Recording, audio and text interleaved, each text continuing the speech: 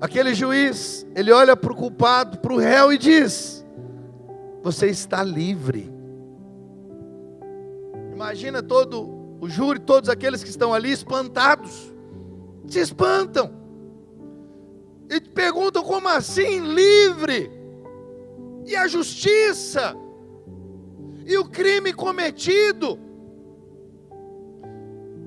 Então o juiz, ele desce do seu lugar, ele tira a toga, ele assume o lugar do réu, ele recebe a condenação que era daquele homem, ele paga a dívida daquele homem, que não podia ser paga por ele. E como se isso já não fosse o suficiente, ele ainda coloca sobre o culpado a sua própria justiça. Isso é escândalo.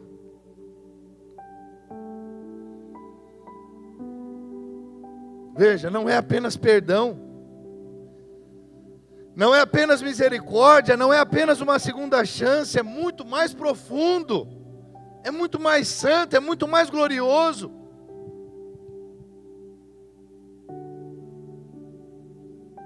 Aquele réu somos nós, aquele culpado somos nós. Mas foi isso que Deus fez. Foi isso que Deus fez por mim e por você. Nós não tínhamos como pagar essa dívida. Nenhum homem sequer. E aí você pode questionar, dizendo que Deus fechou os olhos para o nosso pecado. Não, Deus não fecha os olhos para o pecado, meu irmão.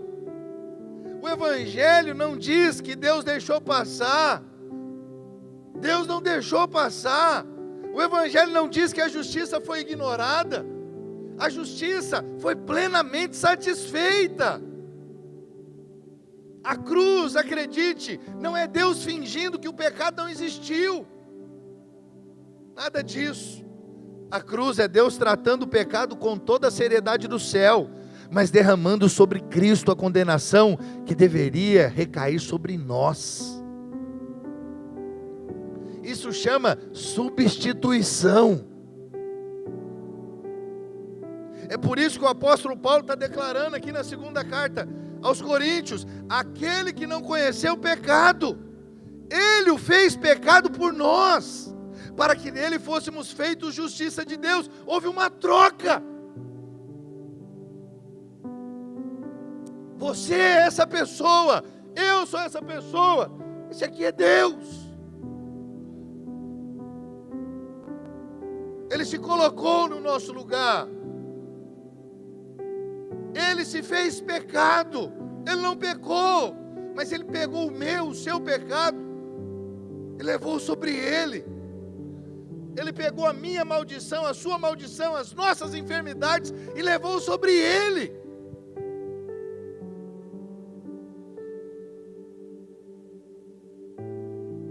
Como se isso não bastasse, ele ainda nos fez justos, porque ele colocou a justiça dele em nós. Oh, meu irmão, eu posso dizer para você que esse texto é uma das declarações mais escandalosas de toda a Bíblia. Ela escandaliza o religioso que quer merecer, ela escandaliza o moralista que quer se comparar, ela escandaliza o culpado que acha que nunca será aceito, ela escandaliza o acusador que insiste em lembrar o que Deus já resolveu na cruz.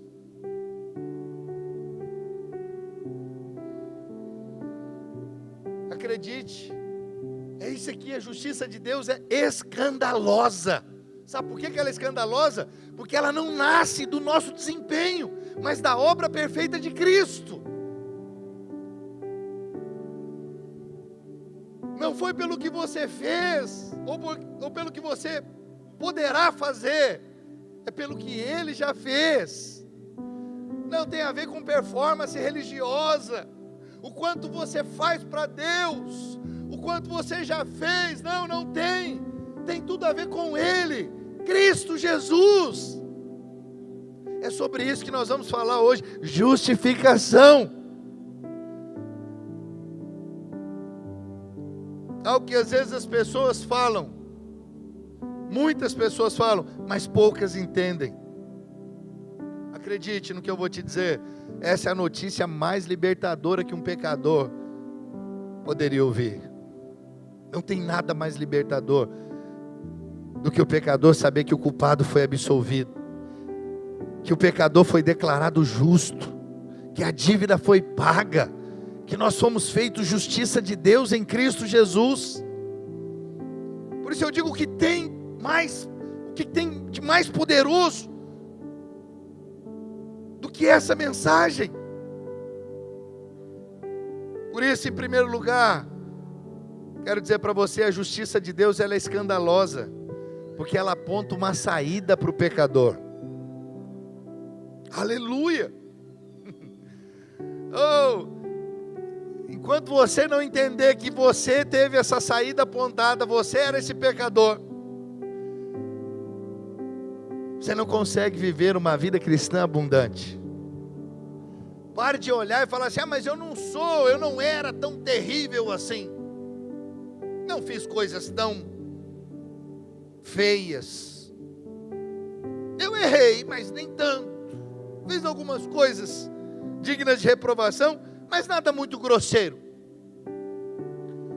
E aí quando você pensa dessa forma, você acha que não, para você não foi uma saída sendo mostrada por essa graça, por essa justiça.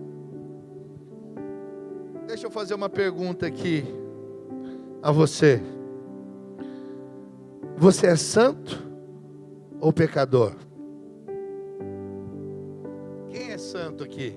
Levanta a mão.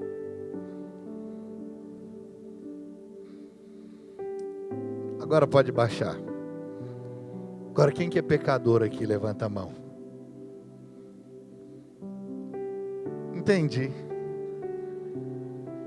Não tem uma terceira opção. Vamos começar de novo?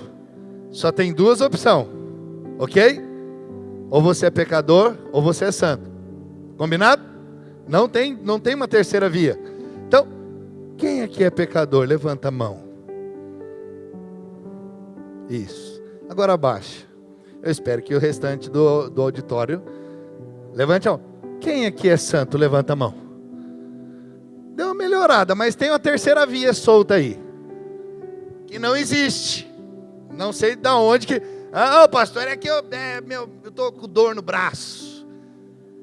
O jogo hoje da Argentina e da Espanha, eu me balancei bastante. Estou com o braço.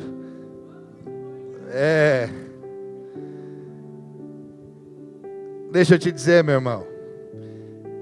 Essa é uma questão que precisa ser resolvida de uma vez por todas em sua vida. Ou você é santo, ou você é pecador.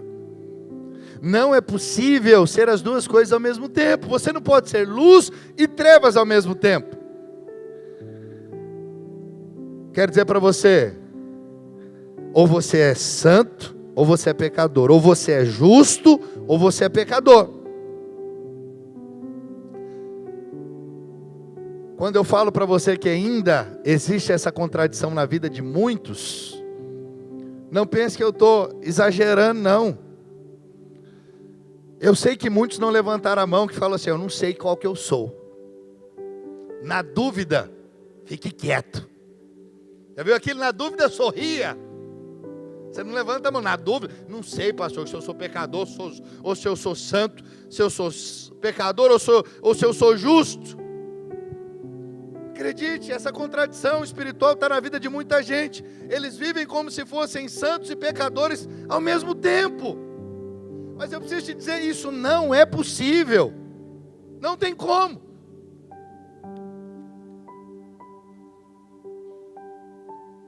Ou você é uma coisa ou você é outra. Acredite, a nova vida em Cristo não é uma vida de confusão. É uma vida de identidade. Por isso, domingo após domingo, eu estou falando sobre isso. E eu mostro para você, eu estou te mostrando a importância de falar e refalar. Porque mesmo falando isso há 8 anos aqui, muita gente ainda tem dúvida se é santo ou se é pecador. Se é justo ou se é pecador. Só tem 2 textos bíblicos que são usados para afirmar que uma pessoa continua sendo um pecador.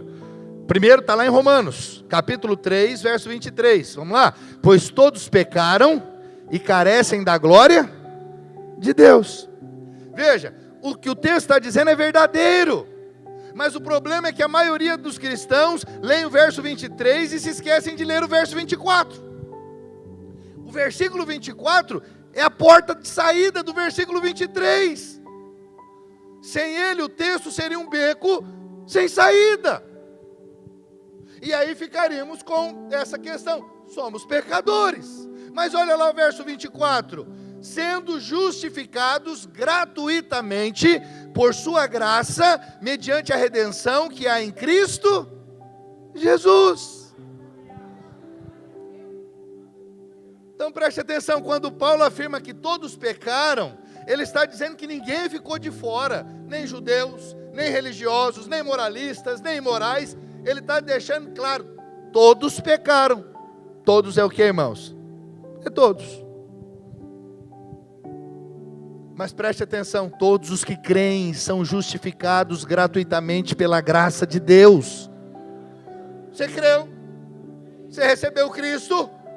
Você foi justificado pela graça, de graça, por Jesus, Ele te justificou. Mas qual que é o segundo texto mais utilizado para pregar em nós a placa de pecadores? Está lá na primeira carta de Paulo a Timóteo, capítulo 1, verso 15. Olha lá: Cristo Jesus veio ao mundo para salvar os pecadores, dos quais eu sou o... Pronto. Muitos leem esse texto e pensam, se Paulo se considerava pecador, imagine eu. É como diz aquele ditado: quem sou eu na fila do pão? Paulo, o apóstolo Paulo diz que... Preste atenção, por isso é importante, lembre-se, nunca leia um texto isolado e sem você buscar ali o sentido dele, muitas das vezes o original.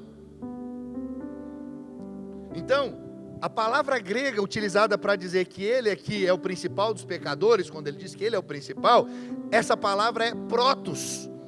Protos significa modelo, exemplo principal, protótipo. Veja, o protótipo serve de modelo para todos os que virão depois. Por isso, Paulo, o apóstolo Paulo continua no versículo seguinte, olha lá verso 16: para que em mim, o principal, Jesus Cristo, mostrasse toda a sua longanimidade, servindo eu de modelo para os que haveriam de crer nele. Então, o que o apóstolo Paulo está dizendo aqui? Em outras palavras, se Deus me salvou, pode salvar qualquer um.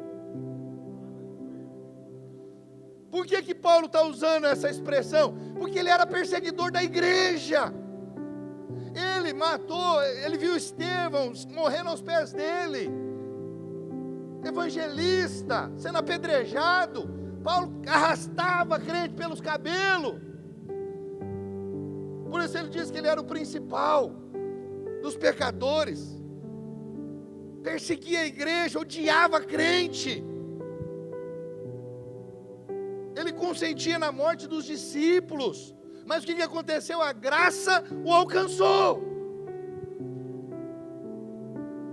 Por isso, meu irmão, acredite, ninguém está longe demais para ser alcançado por Deus. Eu não sei quem é essa pessoa por quem você ora da sua família. E às vezes você fala, é muito difícil, está longe demais. Não está não. Paulo foi alcançado, ele também será. O maior perseguidor dos cristãos foi alcançado. Por que você acha que o seu marido não vai, a sua esposa não vai, o seu filho não vai? Vai! Você só precisa crer. Creia. Coloque essa pessoa diante de Deus em oração. Creia que o Senhor Jesus vai salvar você e a sua casa. Declare todos os dias: eu e a minha casa serviremos ao Senhor. Ninguém vai ficar de fora. As pessoas, quando olham para nós, elas precisam sempre ver a diferença na nossa vida. Elas precisam ver quem nós éramos antes de Cristo e quem nós somos hoje, porque Cristo entrou na nossa vida. Porque depois que Jesus entra na vida de alguém, a identidade dessa pessoa é completamente mudada. E essa nova identidade nasce do quê? Da justificação. Ela foi justificada. E acredite, meu irmão, uma vez justificado, aos olhos de Deus, você é chamado de santo. Então fala para o irmão aí que está do seu lado: amado, você é santo. Fala para ele: você é justo. Mas fala para ele assim, ó, não porque você fez justiça, porque Cristo te justificou. Fala para ele. Preste atenção, não esqueça-se disso. Você não cometeu pecado para se tornar um pecador. Da mesma forma, você não praticou justiça para se tornar justo. Você foi feito pecador em Adão. E em Cristo você foi feito justiça de Deus. O mesmo critério que Deus usou para te chamar de pecador, Ele usou para te chamar de justo. Amém? Não fique pensando que foi pelo que você fez. Não tem a ver com você. Saia da equação logo, o mais rápido possível. Pare de achar que o título de santo é reservado para uma pequena elite espiritual. O Novo Testamento diz completamente diferente disso. Olha como Paulo se referia aos irmãos em Cristo. Romanos capítulo 1, verso 7. A todos os amados de Deus que estáis em Roma, chamados para ser santos. Primeira carta de Paulo aos Coríntios, capítulo 1, verso 2. Vamos ler?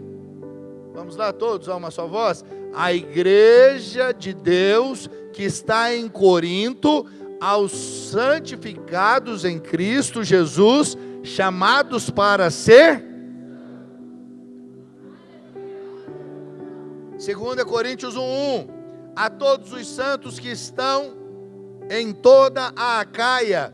Efésios 1:1. Aos santos que vivem em Éfeso.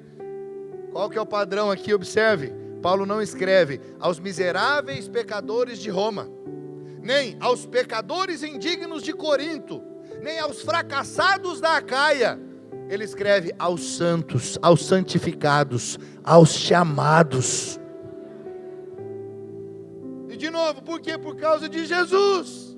Não significa que eram pessoas perfeitas. Aliás, os coríntios, eles eram custosos, assim como os corintianos. Eram custosos demais. Pensa, uma turma custosa, cheio de problemas. Deus não os tratava segundo os seus fracassos, segundo os seus problemas. Tratava-os segundo a sua nova identidade em Cristo. Então preste atenção. Você ainda pode errar, você ainda pode cair, você ainda pode tropeçar, você ainda pode pecar, mas isso não muda quem você é em Cristo. Isso precisa ficar claro no seu coração. Se você hoje pegar uma receita de pão e fizer um pão em sua casa, isso não significa que você se tornou um padeiro. É verdade ou não é? Da mesma forma, o fato de você hoje, que é santo e justo, quando peca, não torna você um pecador. Você era pecador, não porque você pecava. Você precisa entender isso, irmãos. Isso é chave. Todos pensam que são pecadores porque pecam. Não, você foi chamado de pecador porque você nasceu com a natureza pecaminosa. Todos nascem com a natureza pecaminosa. Você não se tornou pecador no dia que cometeu o primeiro pecado. Não, quando o primeiro pecado se manifestou, só mostrou a sua natureza. Como estão entendendo? De pecador. Mas você agora foi justo. E você agora não é justo só quando você pratica atos de justiça. Porque agora a justiça não tem a ver com o que você faz, tem a ver com a sua nova identidade, a sua nova natureza. Mas apesar de justo, em algum momento você erra. Ok? Agora, o que não pode é alguém que vive na prática do pecado. Quem faz pão todos os dias, esse pode ser chamado de padeiro. Ele faz pão todos os dias para vender na padaria. Esse é padeiro, ele é um praticante. Mas alguém que faz pão esporadicamente não é padeiro. Você está entendendo? É isso que eu quero te dizer. Se você vive na prática do pecado, provavelmente você ainda não nasceu de novo. Você só é um simpatizante da igreja, dos crentes, gosta de ficar no meio deles, porque é um povo legal. Crente é legal. Não tem gente mais legal que crente. Pode ter crente chato, mas acredite, a maioria dos crentes cheios do Espírito são legais. Então, em algum momento você pode errar, em algum momento alguém vai errar, o seu líder pode errar. Não o condene, não o apedreje. Lembre-se, ele não é perfeito. Ele continua sendo santo e justo. Amém? Guarde isso, não tem a ver com a prática do pecado, é um sinal de que provavelmente não houve novo nascimento. Amém, irmãos? Em Cristo você é santo, você pode dizer aleluia? Assim que a palavra de Deus te considera. Em Cristo, pela graça, foi apontada uma saída para mim e para você. Glória a Deus por isso. Em segundo lugar, a justiça é escandalosa. A justiça de Deus é escandalosa, porque quebra o poder da impureza em nós. Cadê o nosso ponto 2? Travou? Quebra o poder da impureza em nós. Veja, no Antigo Testamento, havia um conceito muito forte da pureza e impureza. Eu pergunto para os irmãos, o que tornava alguém impuro no Velho Testamento? Pode soprar alto, alguém sabe?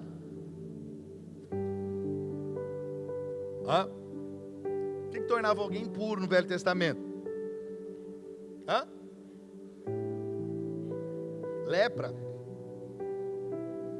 Lepra é o que? O pecado. Talvez muitos responderiam, é o pecado. É o que torna impuro. É a lei.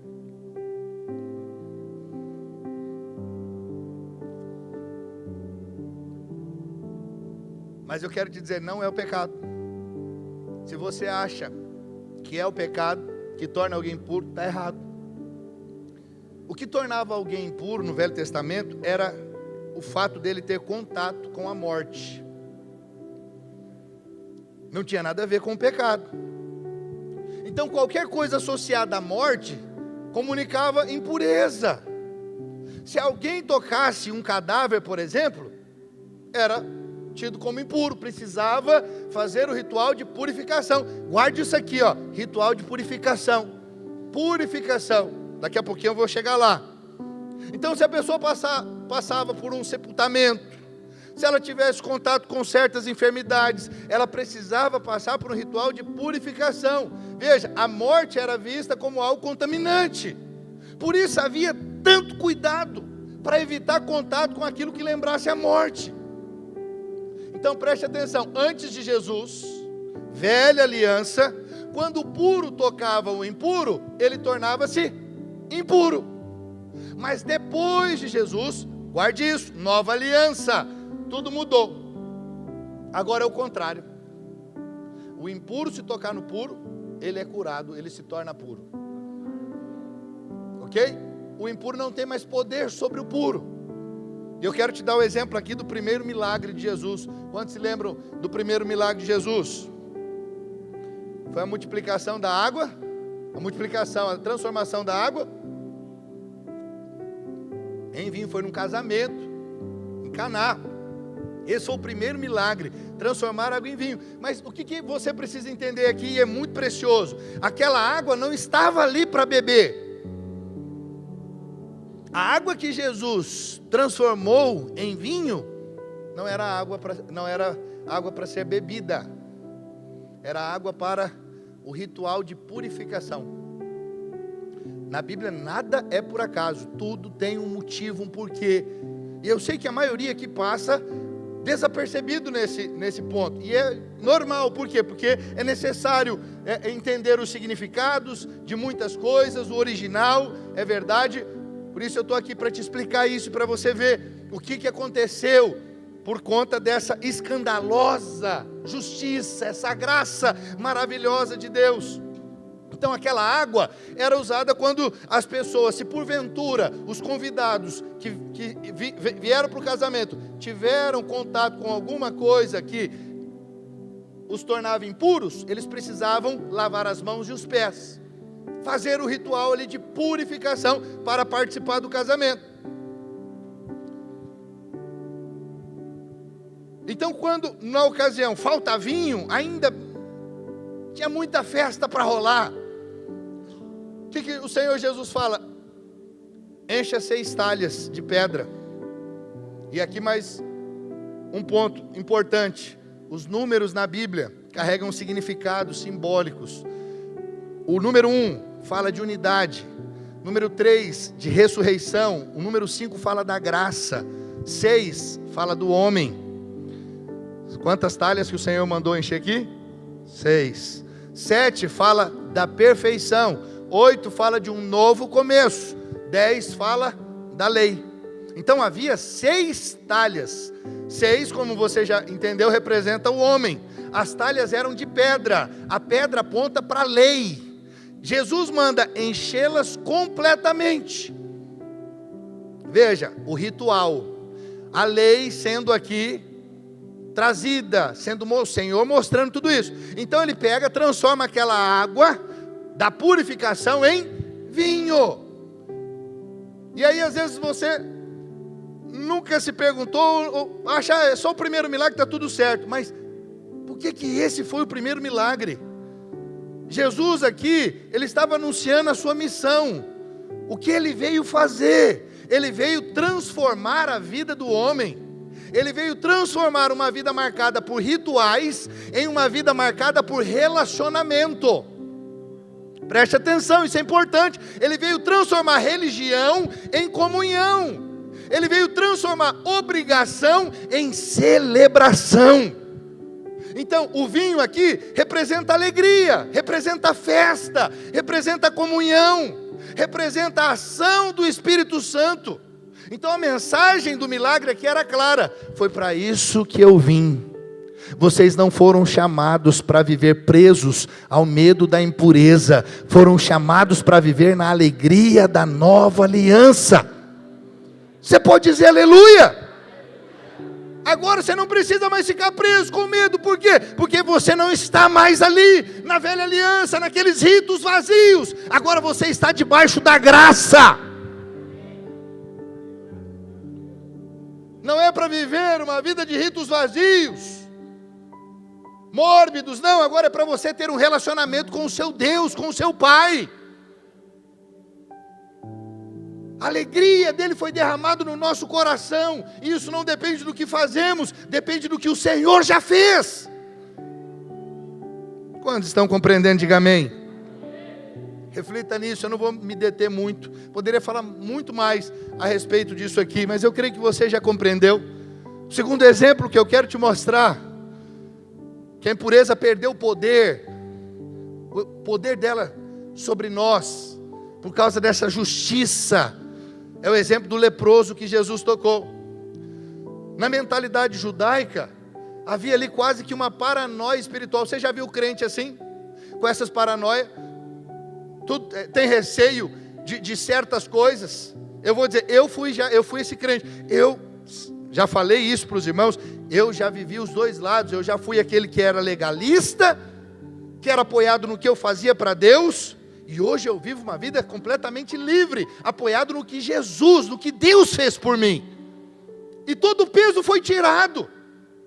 Eu não caminho mais com esse peso. Não pastoreio mais com peso sobre mim. Por quê? Porque o Senhor tomou sobre si todo o jugo pesado, tudo que é pesado Ele levou. Ele me convidou para ir após Ele. Vinde a mim, você que está sobrecarregado.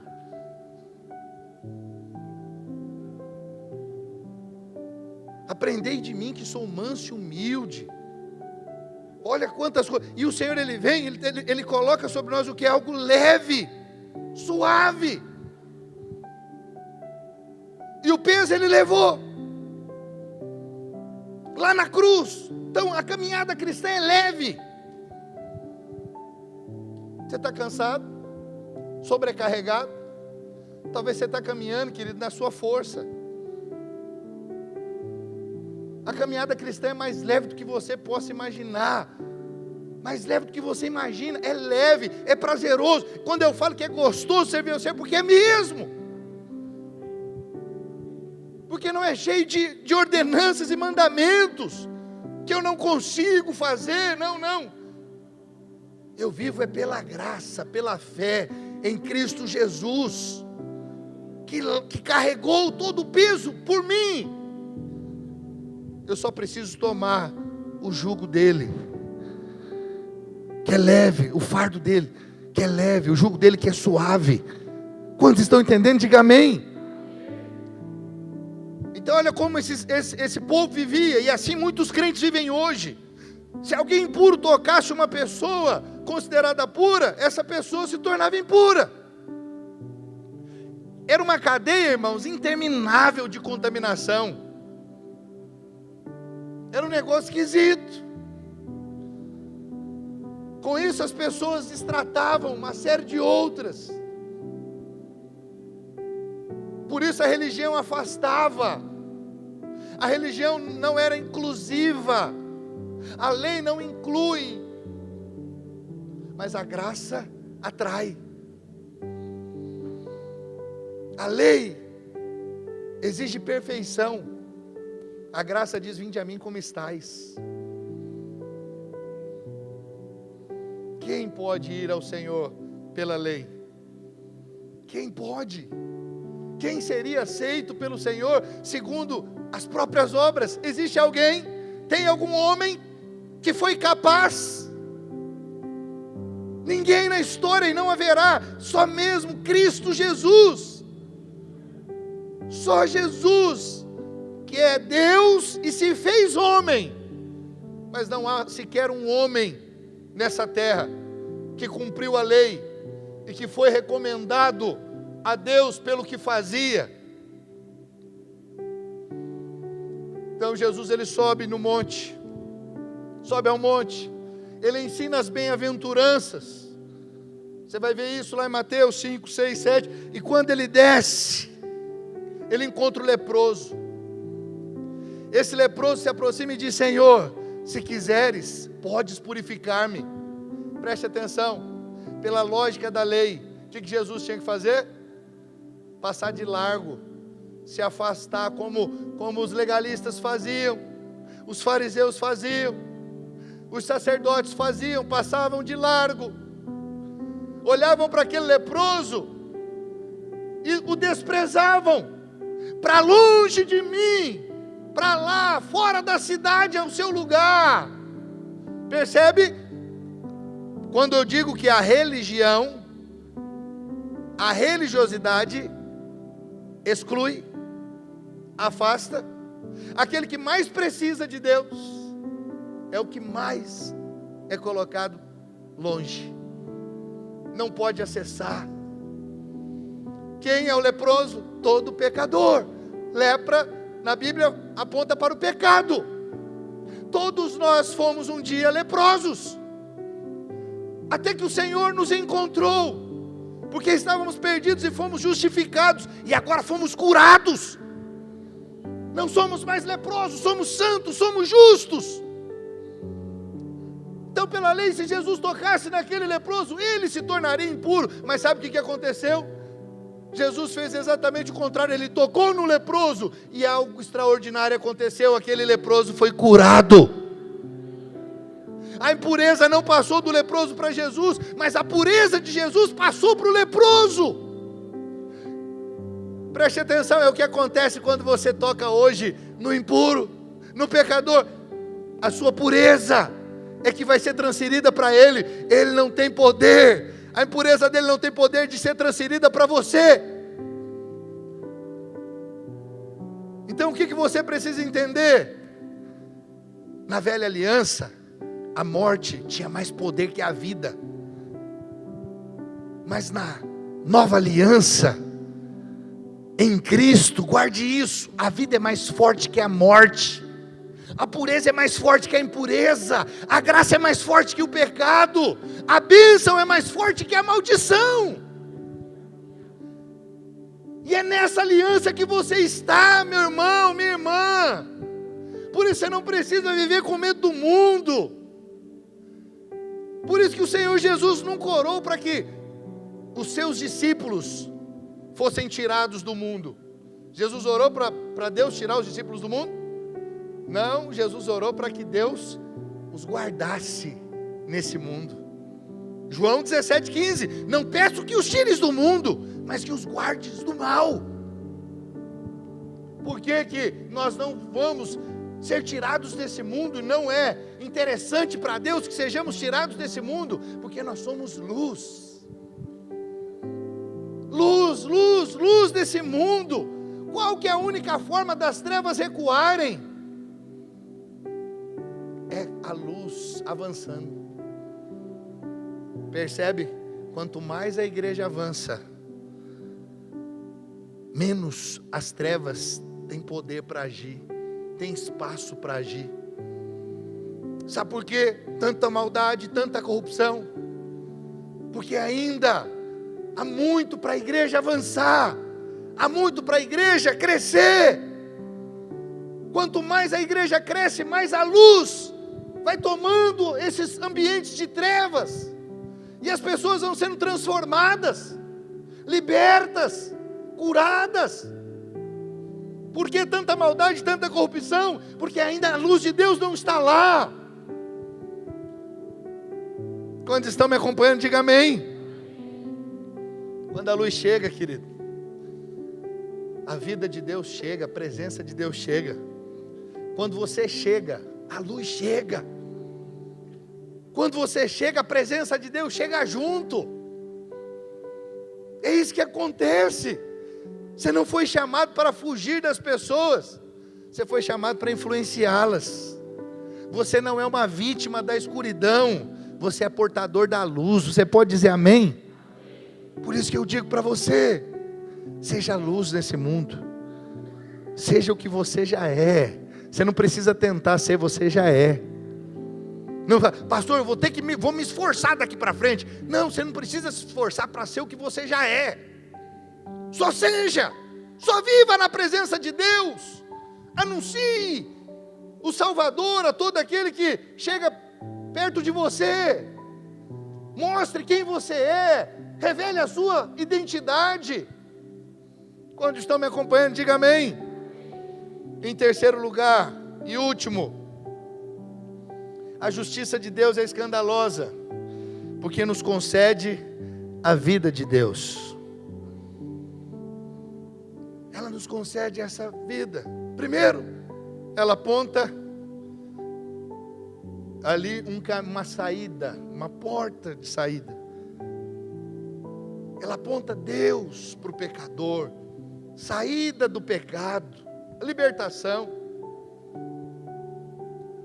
Depois ela quebra o poder da impureza sobre nós. E aí o Senhor vem e nos concede essa vida abundante dele. Isso é o resultado da justiça de Deus na minha e na sua vida. João 10,10: eu vim para que tenham vida e a tenham em abundância. É pouco ou muito? É muita vida, né? E preste atenção, não é qualquer vida. É a vida que eu já mencionei aqui, a vida Zoe. É a própria vida de Deus. É a natureza divina. Preste atenção, quando alguém nasce de novo, recebe essa vida, você carrega essa vida. Você é portador dessa vida. Você recebeu a natureza de Deus. E essa natureza agora habita em você. Você é morada de Deus nessa terra. Deus não habita mais em prédios, templos feitos por mãos humanas. Deus habita em mim e em você. Essa vida de Deus, essa vida Zoe, ela quando fluiu, aquela mulher com fluxo de sangue, tocou em Jesus, foi curada por causa dessa vida. Fez com que aquela hemorragia estancasse imediatamente. Foi essa vida, Zoe, que curou leprosos. Foi essa vida que ressuscitou mortos. É essa mesma vida que habita em todo aquele que nasceu de novo. Essa vida que nos atraiu. O motivo de você estar aqui, que você já serve ao Senhor há anos, é porque essa vida te atraiu. Por isso é muito importante nós compreendermos plenamente essa justificação. Fomos justificados. A falta desse entendimento, acredite em mim, mantém muitos cristãos presos. Mas quando a mente ela é renovada pela palavra, as mentiras do inferno perdem força. E sabe o que acontece? Você deixa de viver como alguém derrotado e começa a viver como aquilo que Deus declarou que você é, uma nova criatura. Fala para o irmão que está do seu lado, fala: irmão, você é nova criatura.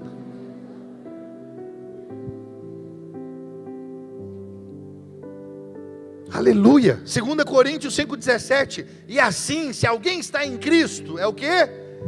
Nova criatura, as coisas antigas já, eis que se fizeram. Observe como diferentes traduções reforçam a mesma verdade. Eu vou te mostrar em várias traduções. Olha na tradução NTLH. Quem está unido com Cristo é uma nova pessoa. Acabou-se o que era velho e já chegou o que é. Bíblia Viva: quando alguém está em Cristo, torna-se uma pessoa totalmente nova por dentro. NVI: se alguém está em Cristo, é nova. NVT: todo aquele que está em Cristo se tornou uma nova. A velha vida, uma nova vida. Aleluia. Louvado seja o Senhor. Todas as traduções apontam para a mesma direção. Em Cristo. Preste atenção. Em Cristo. E aí o que aconteceu? Você não é uma versão melhorada do velho homem. Você é uma nova criação. Já ouviu esse negócio? Né? Que você tem que encontrar a sua melhor versão. Acredite, encontrar essa melhor versão nada mais é que o homem se esforçando para ser aquilo que Deus já fez. É o homem de novo sendo enganado pela serpente. Lembra a serpente lá no Éden? Se vocês comerem, Deus não quer que vocês comam, porque se vocês comerem, vocês se tornarão semelhantes a Ele. Olha que a mesma mentira da serpente está aqui. Encontre a sua melhor versão 4.0. Preste atenção. Deus já tinha dito para Adão e para Eva que eles eram a imagem e semelhança dele. Eles não tinham que se tornar, eles já tinham sido feitos. A imagem e a semelhança. Você não vai se tornar uma nova versão melhorada, você já é nova criatura. Por causa da justificação. Por isso é importante você compreender essa verdade. Significa que o pecado deixou de ser sua identidade. Não significa que você nunca mais vai errar, falhar, não. Mas você agora não tem o pecado como identidade. O pecado perdeu o poder, o efeito que ele tinha sobre você, porque você morreu para o pecado, diz a Bíblia.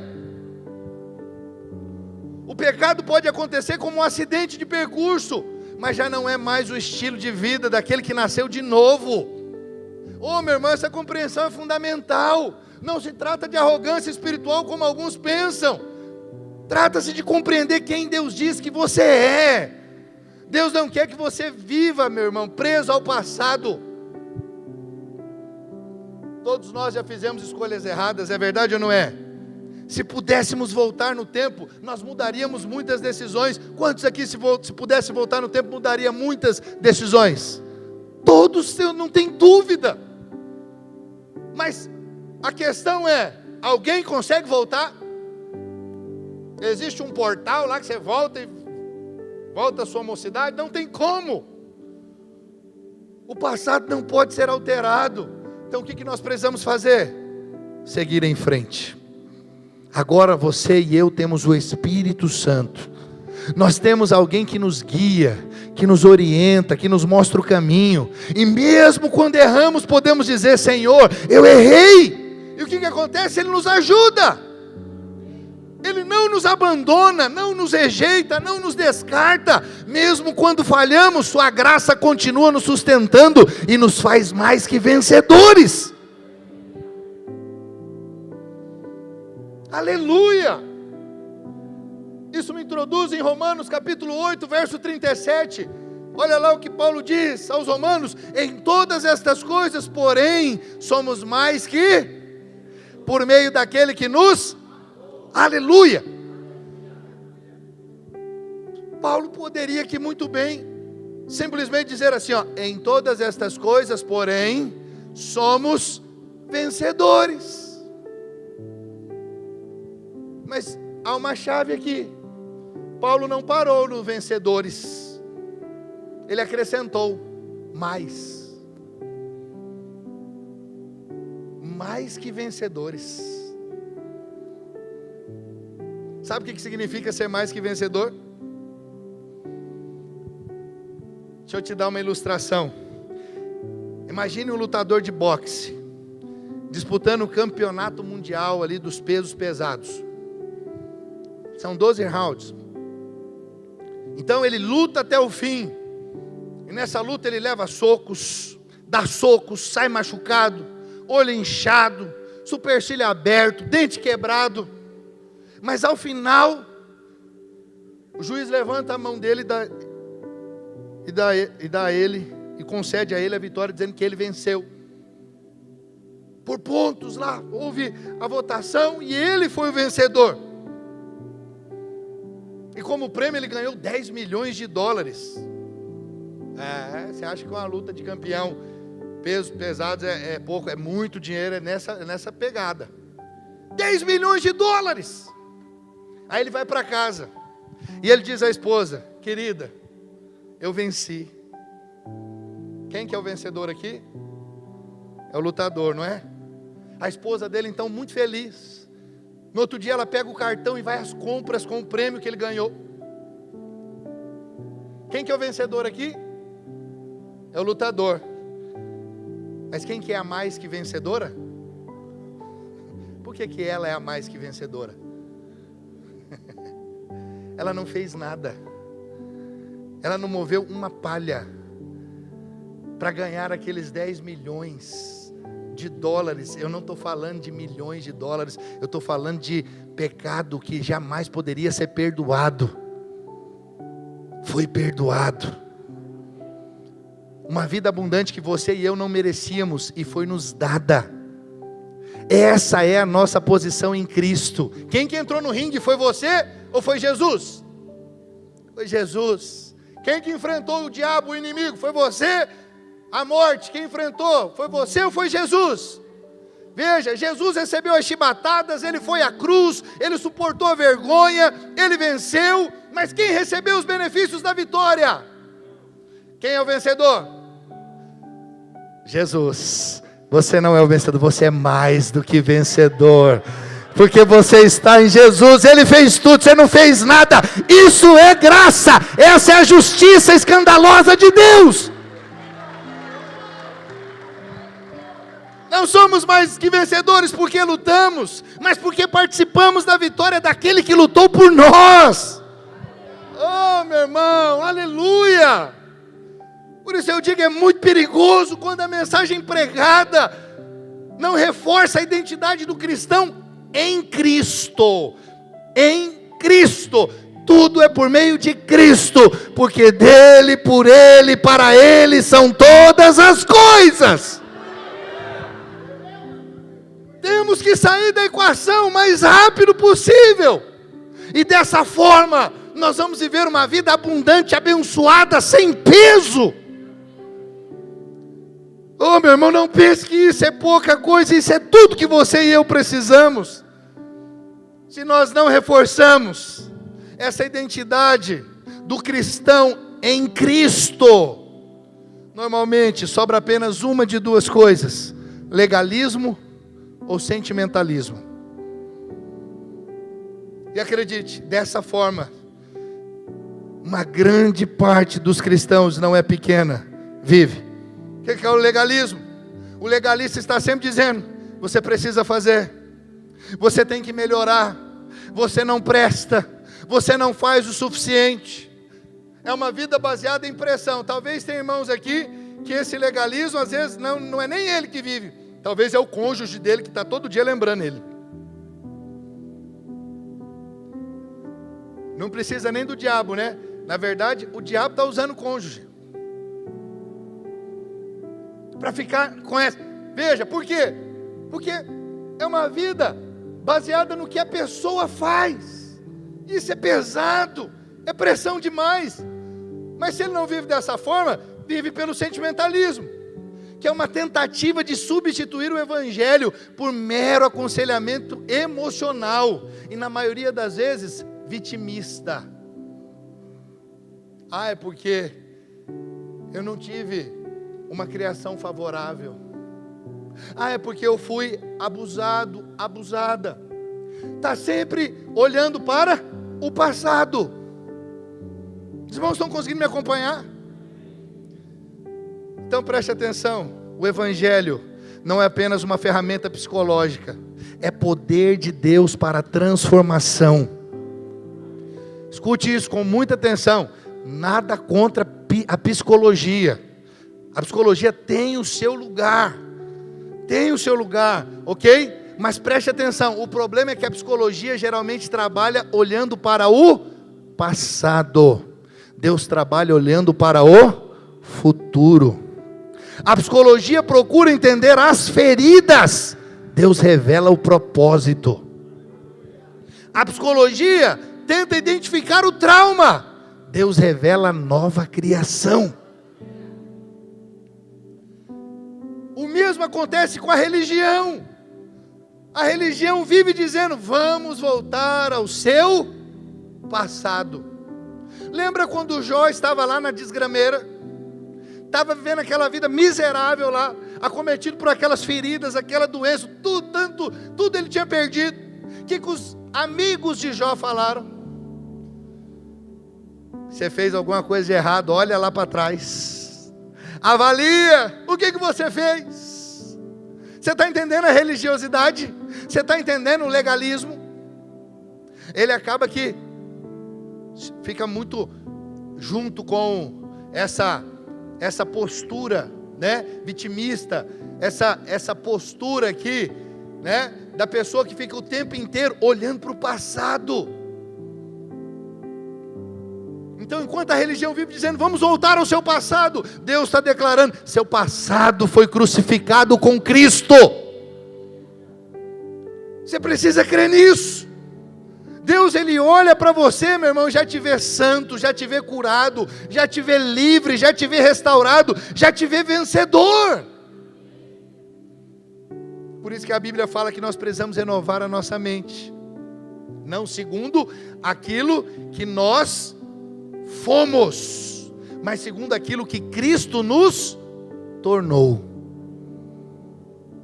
Pare de ficar olhando para o seu passado. Veja o que Cristo fez na sua vida, quem Ele te formou, quem Ele te tornou. Você agora é filho, você agora é amado. Sabe, lembrar dos traumas, dos problemas, isso não vai te ajudar. Lembrar dos seus pecados não vai te ajudar. Veja-se em Cristo, veja-se como Deus te vê, mais que vencedor. Paulo aos Coríntios, capítulo 6, verso 17, ele diz: aquele que se une ao Senhor é um espírito com Ele. Veja essa declaração extraordinária, por quê? Porque não diz que somos visitantes do reino, não diz que somos simpatizantes do Evangelho, diz que fomos unidos a Cristo, nós somos um só Espírito com Ele.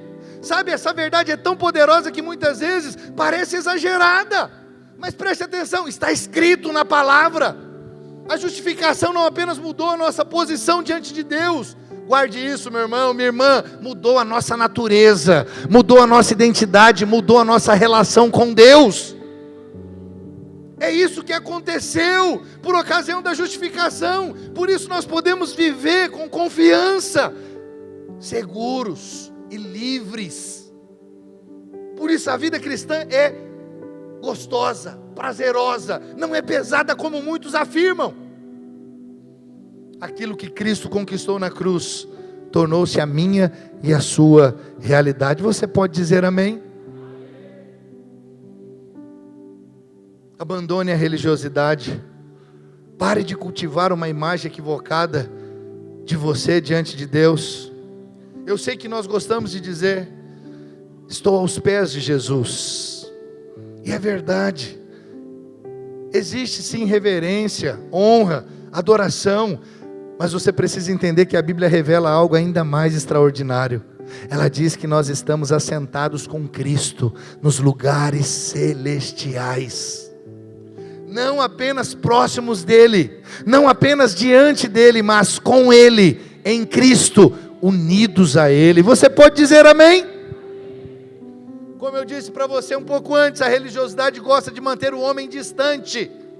O Evangelho aproxima o homem de Deus. A religião diz: fique longe. A graça diz: chegue com confiança ao trono da graça. A religião enfatiza a distância. O Evangelho revela a união. Por isso o apóstolo Paulo escreve: aquele que se une ao Senhor é um espírito com Ele. Você pode dizer amém? Você não é apenas seguidor, você não é apenas admirador, você foi unido a Cristo. Essa é uma realidade espiritual profunda, amém? Você e Cristo é um só.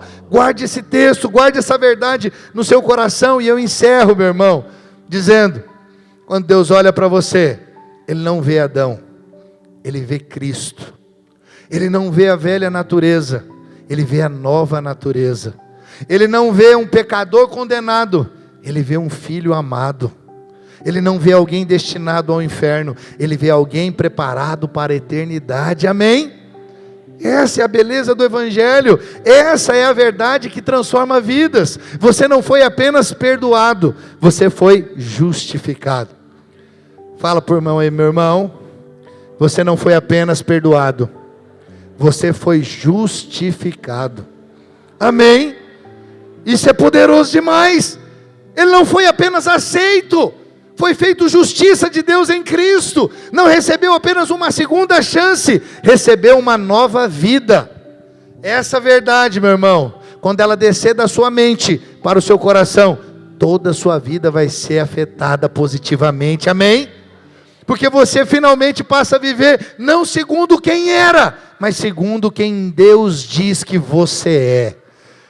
Nova criatura, mais do que vencedor, amado filho. Você pode dizer amém? Amém.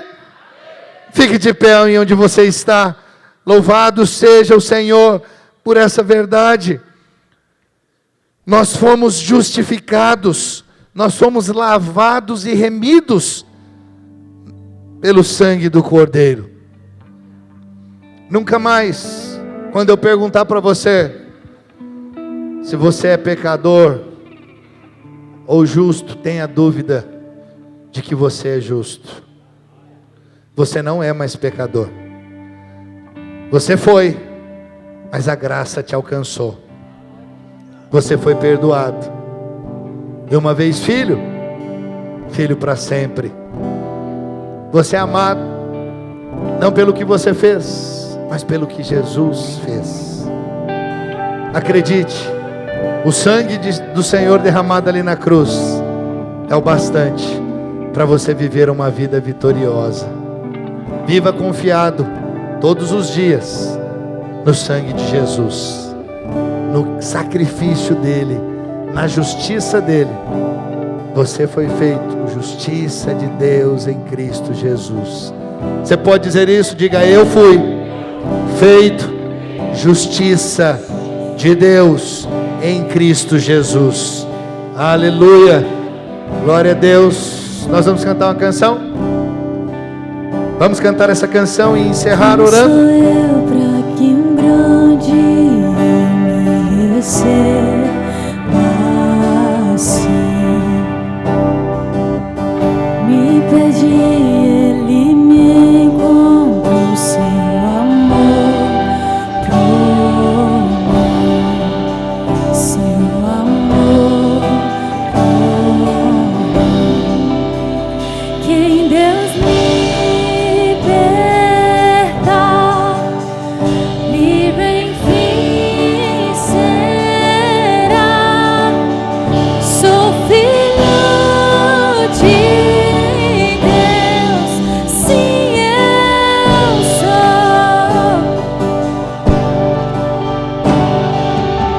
Sua graça me resgatou, me purificou.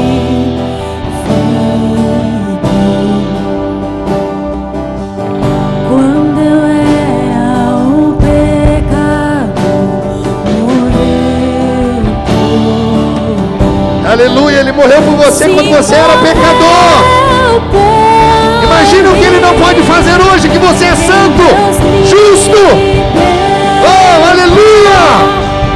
Livre enfim será. Sou filho de Deus, sim eu sou.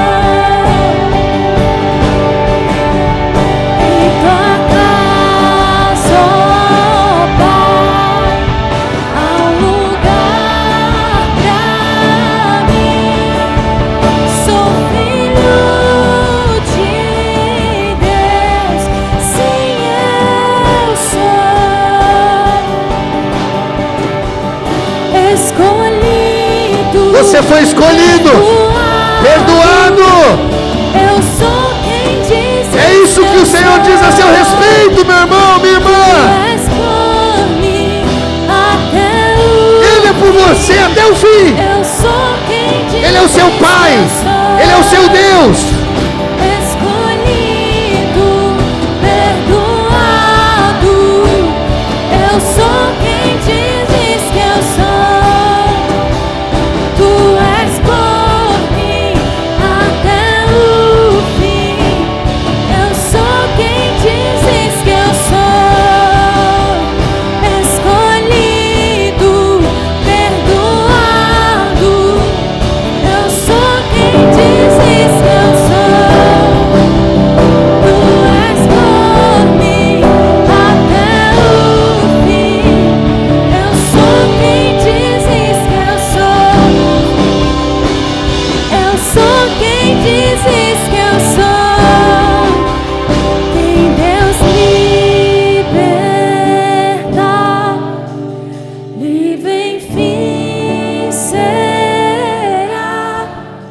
Sou filho de Deus, sim eu sou. Aleluia. Em tua casa, ó Pai, há um lugar pra mim. Sou filho de Deus, sim eu sou. Aleluia, aleluia. Você pode aplaudir ao Senhor. Aleluia. Louvado seja o Senhor. Aleluia. Feche os seus olhos. Oh Senhor, nós oramos nesse momento, ó Deus, para que essa verdade poderosa da justificação pela fé, ó Deus, não por obras, porque ninguém pode ser justificado por obras, somente pela tua graça. Mediante a fé, nós precisamos apenas crer naquilo que o Senhor já fez. O Senhor é o vencedor, e nós somos mais que vencedores em Ti. Nós somos abençoados, nós somos fortalecidos, nós prosperamos a cada dia, por tudo aquilo que o Senhor já realizou, conquistou. Nós não conquistamos nada, nós só estendemos as mãos e recebemos, através da fé, porque o Senhor já conquistou tudo aquilo que nós precisávamos, tudo aquilo que nós precisamos para viver uma vida abundante, abençoada e prevalecente. É assim, ó Deus, que nós oramos, confiados no Senhor, confiados no trono da graça, confiados na tua justiça. Graças nós te damos, em nome de Jesus. Em nome de Jesus, quem pode dizer aleluia? Glória a Deus. Estenda suas mãos como quem recebe.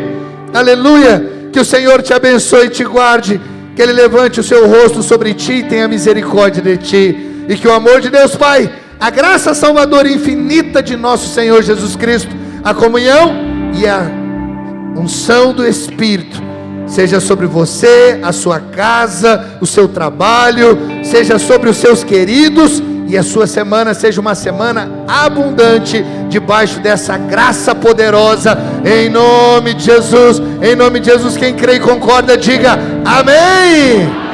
Aleluia, glória a Deus, aleluia, louvado seja o Senhor. Dê um abraço no irmão que está do seu lado, cumprimente ele com a paz. Deus te abençoe, meu irmão.